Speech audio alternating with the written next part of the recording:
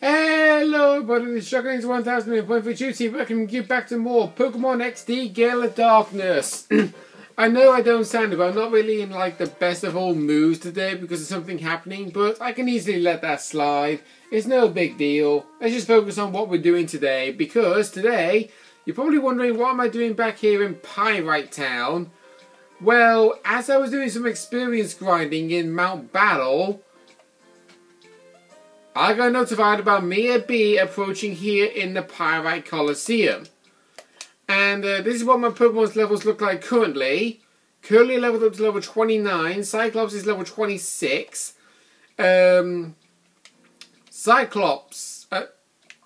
Dragonfly, is also level 26. Devil is 28. Slapper also 28. And Sparky still level 29. Okay?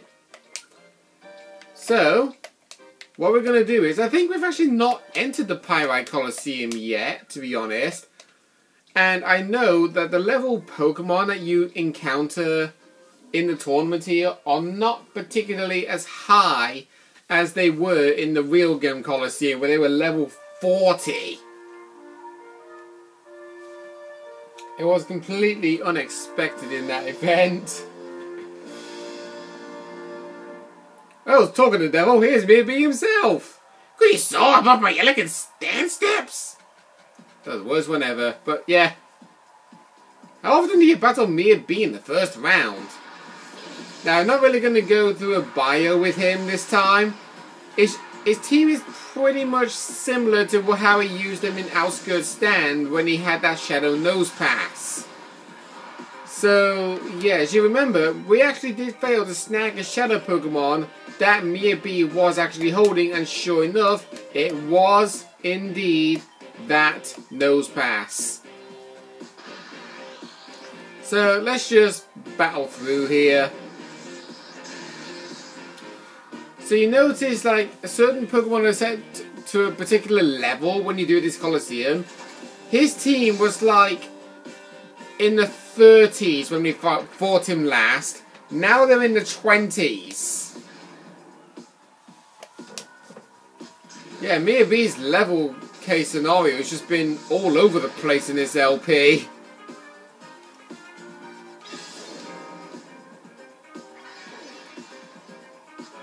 I do like how Ludicolo dances in tune with Miror B's song. It's really good. Alright, Curly, let's use Psychic. Did a lot of damage because he's probably gone to the Twisted Spoon. And that Growl is... Oh yeah, attacking both members. I keep forgetting that. Oh no, really? Ugh. I hate it when the AI does that. Uses Leech Seed followed by Sleep.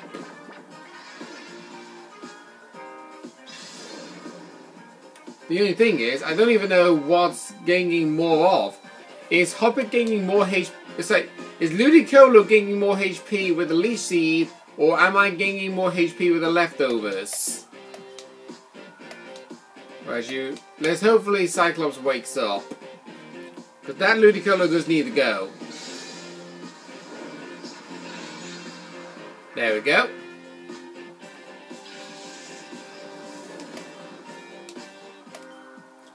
By the way, while I'm actually doing this, something actually should be mentioned. That should do, by the way. Remember when we had him?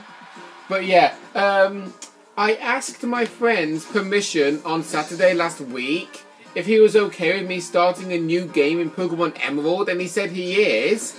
Because obviously, like I said, it is his game at the end of the day. So, I can honestly say, Matt, if you're watching this, thank you very much for allowing me to start a new game in Pokemon Emerald for a future Let's Play. Yeah, I am not kidding. I am going to be doing a Let's Play in Pokemon Emerald, and the team that I'm actually testing out in my playthrough is actually handpicked by my friend. I didn't choose this team.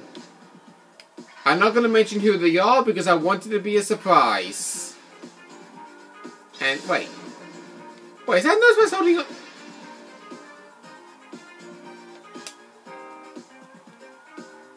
Actually, no, never mind. I honestly thought Nosepass was holding on to Leftover's end, but then I realised Curlier got seeded. I think. Could be wrong. There you go. Deal with that defensive Shooter-Woodo.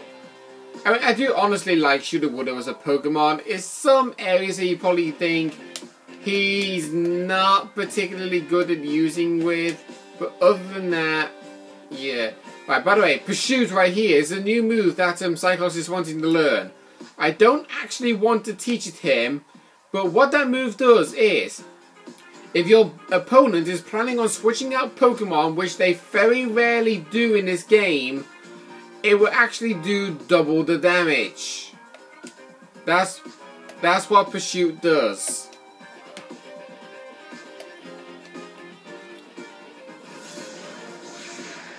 So anyway, Nosepass is a Pokemon. It can be a very interesting Pokemon if he had his evolution of Probopass in Gen 4, but because this is a Gen 3 game, is not known to be a fascinating Pokemon. I was almost thinking that he actually is holding on to the Hardstone, but I realised we got that from Lunatone, so that's not exactly to be the case. And you actually realise just how defensive this Nosepass is. So I'm going to use a Reflect because Rock types are known to be physical attackers by a long shot in this game.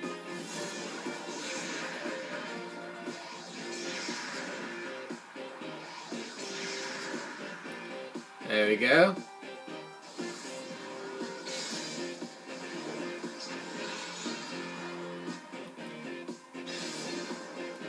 I think Rock types are I think Rock types are also known to be the second most defensive Pokemon type in existence, as far as I recall. But that could be me just miscalculating certain things. I don't want to use Psychic with Curlier in case it actually one-shots the Nosepass. Thankfully, Curlier stayed alive. So, yeah. Hopefully we can actually get stuff done here, but I'm actually... I forgot about that. Right, so yeah. I want to get stuff done in this LP, because we have been 8 minutes at a minute just doing this one battle. So this, in my personal opinion, probably might feel like it's going to be a Pyrite Coliseum special. So, yeah.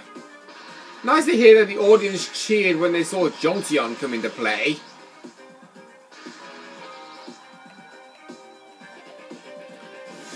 Okay, so Nosepass is paralyzed.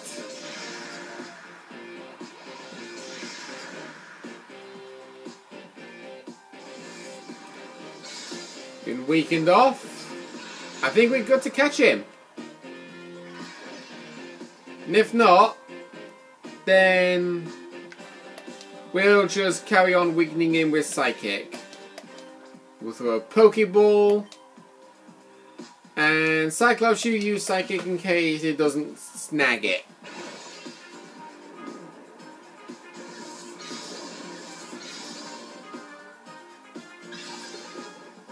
One, two, three. It's ours.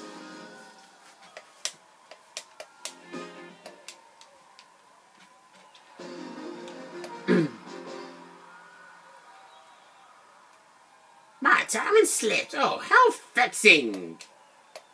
Is vexing actually a word now I think about it? I never actually heard that word before, but I'm not going to question it. I am going to go through the Pyrite Coliseum from start to finish here, because if you actually win the Coliseums, you will actually get given a prize in the end if you've won the final. And I think you know roughly what the prize is implying.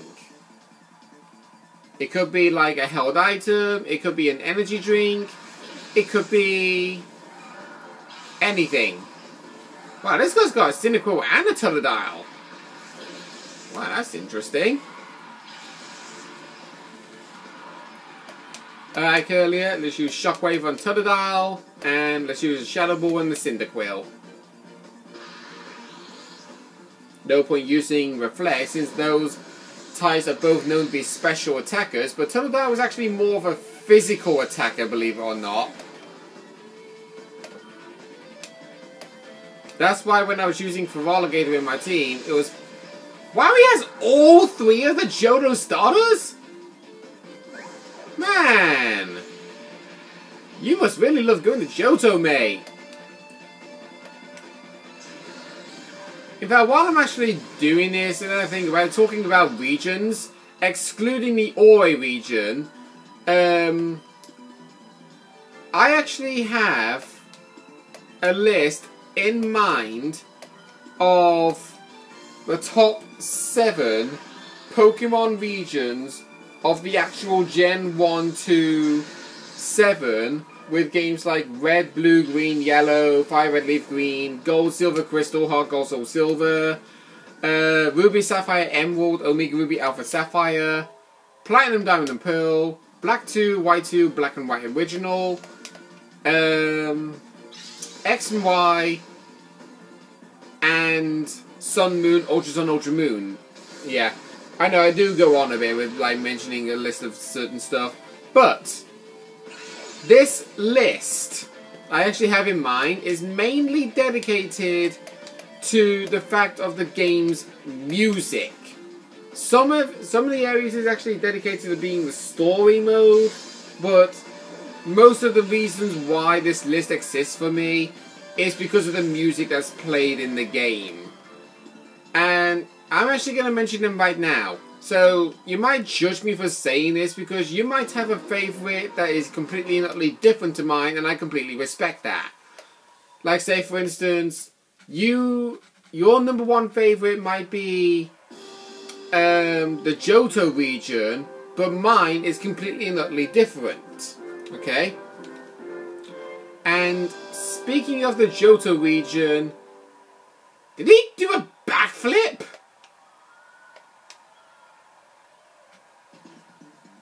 I think he did. I don't know. But anyway, so what I'm going to do is, obviously I have a top 7, but I'm going to start at number 6. The reason why I'm going to start at number 6 is to actually add tension to what number 1 could be. So at number 6 is the Johto region. I honestly do like the region with the story mode, but it's the after game that kind of throws me off of it. And the main reason why is because the fact that, well, you have explored all of Johto, you've encountered as many Pokemon as you can, and then in the after game you get to go and travel through to the Kanto region and restart your own journey of like what you did in Red, Blue, Green, Yellow, whatever. But what I'm implying with this is, you enter the Kanto region to Vermilion City, and you obviously challenge the gym leaders, which are really hard to beat. But the wild Pokemon that you can find in the Kanto region, they're exactly the same Pokemon that you would just find anyway in the Johto region, which makes the after game adventure so dull and boring. And my cat's about to go into the camera. I just want to lift her out of the way. Whoops. There you go. Sorry about that, doll. I know you want to have some screen time, but I want the viewers to see what I'm doing, okay? Sorry about that, everybody. So carrying on what I was saying. So yeah, the main reason why I don't like the Johto region much is because of the whole wild Pokemon in the Kanto region that can originally be found in Johto. Everything else about the games are perfectly fine. I love them either way. Now at number 5, it was kind of hard for me to like list what number 5 would possibly be, but I ended up choosing the Alola region, Gen 7. I honestly do love the Alola region.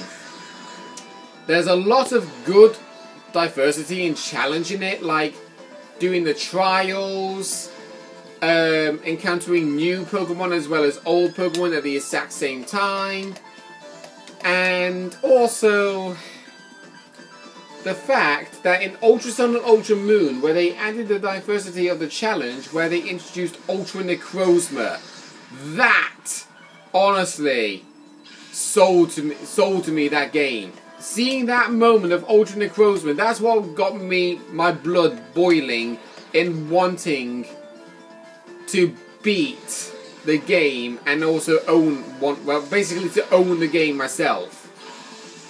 It just looked really, really cool.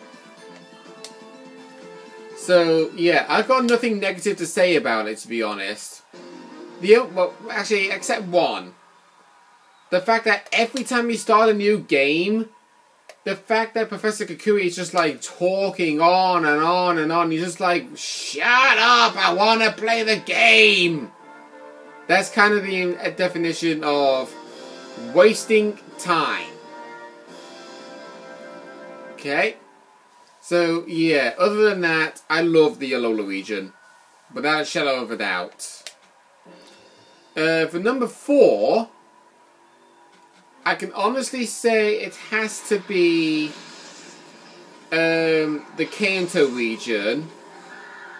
I honestly do like Kanto, but the fact that there's so many games that's been remade under that, which are Red, Blue, Green, Yellow, Fire Red, Leaf Green, Pokemon Let's Go Pikachu, Let's Go Eevee, and also Heart Gold, Soul Silver, Gold, Silver, Crystal, where you actually explore the Kanto region there. So, yeah. I don't personally like the sound of that. But other than that, the story mode in the Kanto region is really fun. The fact that obviously you don't get a lot of Pokemon. You get up to 151 Pokemon, but you can only encounter in the wild a certain number of them, which is fair enough. But you kind of get what I'm playing in it. I just love the story mode. The music, I'm kind of 50-50 with it, but it's the story that sells it to me. That's all I can say, honestly. Now for number 3, I have to say it's the Sinnoh region. The Sinnoh region is one of many regions I've actually replayed thousands of times. I actually own Diamond, Pearl, and Platinum all in one. And the difficulty of Diamond and Pearl was amazing. But when they introduced Pokemon Platinum, my word, the story mode in that was terrific. The music with Giratina, the champion of Cynthia, my word. In fact, the champion music against Cynthia is by far my favourite music of all of Pokemon games. One of my favourites. But the fact that Super Smash Bros. Ruined the song by just having a Fire Lens solo all the way through, yeah, not a massive fan of that. But besides the fact of that, Sinnoh, love it. I honestly love playing the game over and over again every single time. I never get bored of playing it unless I battle too many trainers at the same time. But besides that, I love the game. And number 2 is actually the Hoenn region, because, like I say, Gen 6, the music. Love the music. The story mode is actually very good. In fact, I actually like the story mode in Pokemon Emerald, where you have to battle both Aqua and Magma, where in Pokemon Ruby it's just Magma, and Sapphire is just Aqua. I do like how they address that. 2 evil teams with a set goal, where you can only challenge one in one game, one in the other, but both in a sequel of Ruby and Sapphire of based on Emerald. That's what basically got me into liking the Hoenn region a lot. But that just leaves two regions. The Kalos region and the Unova region. One of them I love, the other I don't. And number one is the Unova region. And the reason why is not just because of the fact of music, I also like the story in Pokemon Black and White 2. Because where in Black and White 1, you battle Team Plasma, you beat them, and then 2 years on in the story, they come back and they seek revenge. Exactly the way how they did with Cypher in Pokemon Colosseum and XD Gale of Darkness. It just proved to be very, very interesting. But the fact that my favourite music in Pokemon Black, White, Black 2, White 2, there's a lot. And there's so many to list, I could be here all day talking about it. But the fact that well, certain Pokemon that was created in the Unova region, yeah, they're not overly the greatest Pokemon in the world. But that doesn't stop me from wanting to play the Unova region over and over and over again. Because the more you play with those Pokemon, the more you learn about them. And the more you learn about them, the more fascinating they become. And the Kalos region, yeah, music related, you can tell I hate it. I hate the trainer music. I hate the wild Pokemon music. The only music in the entire game I love is the legendary music and the champion music. That's it. Now, we actually beat the Pyro Colosseum. We got 3,400 Pokédollars for that. And TM31, which I believe contains Brick Break. Yes, it does. This is a very good move. If an opponent uses moves like Reflect and Light Screen, Brick Break will destroy it in an instant. I'm going to see if anybody can learn that. I don't think anybody can. No, they can't. Okay, good. But I actually do want this TM. I honestly do. But with it coming to that, I know we haven't made much of a story-based episode, but it was story-related regardless because we managed to snag that Shadow Nose Pass. Next time on Pokemon XD Gale of Darkness, we will be going to Cypher Key Lair to seek revenge on not being able to snag that Shadow Sangoose. See you guys then.